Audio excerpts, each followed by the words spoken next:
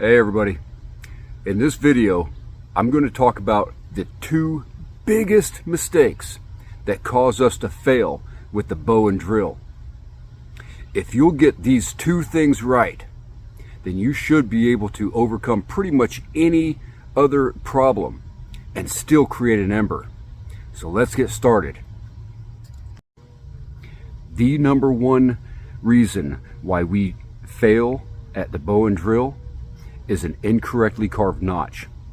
Here I have a burned in spindle divot and I've carved my V-groove style notch right into that divot. Now let's consider the only two things that matter when we're talking about a notch. All of the dust that you're going to create throughout the process is going to come from the very bottom of your spindle, grinding away inside your divot. Okay?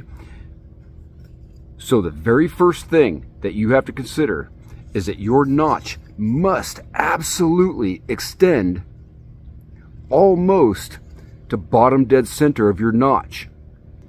You need an empty space underneath your spindle so that that dust will fall down into your notch, into that empty space, and pile up.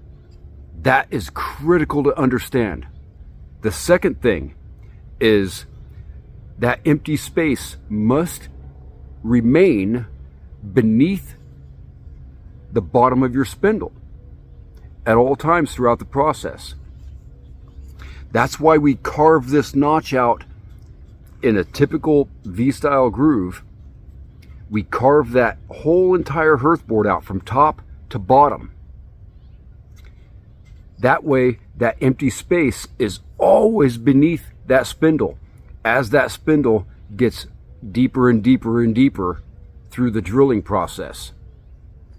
So, we say that our notch must absolutely reach underneath that spindle all the time, about half the spindle, almost to bottom dead center, and it must be deep enough to remain below that spindle no matter how deep we get throughout the drilling process. Okay, so you must have an empty space directly beneath almost half of the diameter of your drill for that dust to fall down and pile up directly underneath your drill. Got it. That's the notch. The second biggest problem that causes us to fail with the bow and drill is pressure. So many of us, when we're beginning to learn the bow and drill friction fire method, think that we need to just lean into that spindle from the start, press down on it as hard as we can. And that's not the case at all. The fire triangle tells us that we need hot fuel in order to start a fire. Heat, fuel, and oxygen. We've got to get that hot dust in there first. It's no different than any other time you're starting a fire. You lay your fire lay out there with all your small materials and everything first, and then you strike it up, however you're going to do that. It's the same thing with the bow and drill. You've got to get that small material laid first, and that's that superheated dust. We want this notch to be absolutely full. Overflowing is not too much. We want it to be absolutely full of hot dust. So what does that mean for pressure? When we first start off, and throughout the vast majority of the process, all we're doing is applying enough downward pressure on that spindle to generate black dust. That's it. If you're too light on the spindle, your spindle's going to pop out of the divot, pop out of your bearing block, whatever, and you're not going to create dust.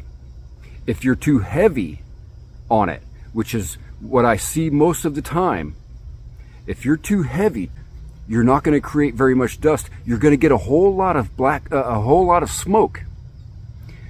but you're not going to get a lot of dust, and you're certainly not going to get the ember. You've got to generate the dust first.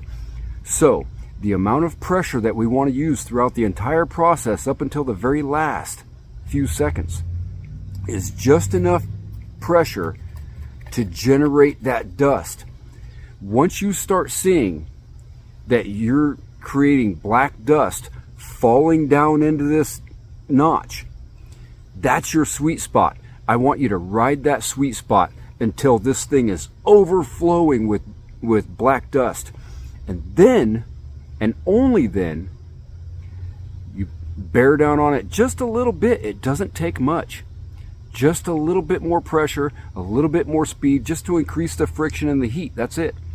And you're going to light your ember up like that right there. You're going to light your dust up like that. But you've got to have that hot fuel. That's two parts of the fire triangle, that hot fuel.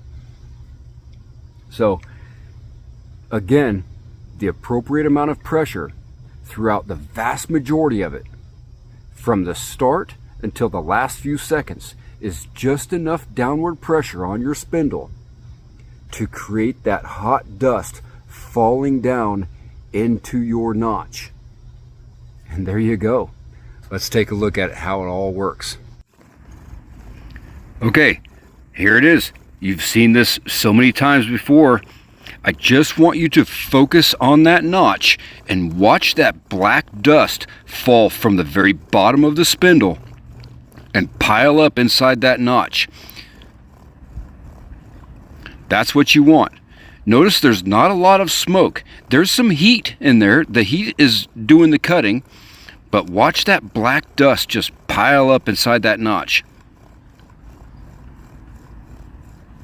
I'm not putting a lot of pressure in there. I'm not bearing down on it. It's just a little bit. We can speed this up a little bit here.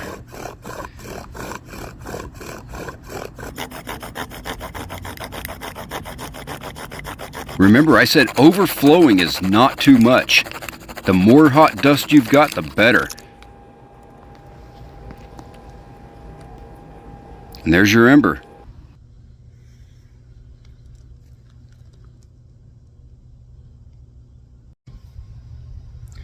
I want you guys to see what this cat just did to me. Look at that right there. She just clawed the crap out of me, and then now she's all cuddled up on my neck like everything's okay. Like she didn't just do that. That's it, guys. That's the two biggest reasons why I see people fail with the bow and drill. If you're having problems getting an ember with the bow and drill friction fire technique, I want you to check your notch and make sure that that is an empty space reaching up underneath the very bottom of your spindle, the first, half of your spindle almost.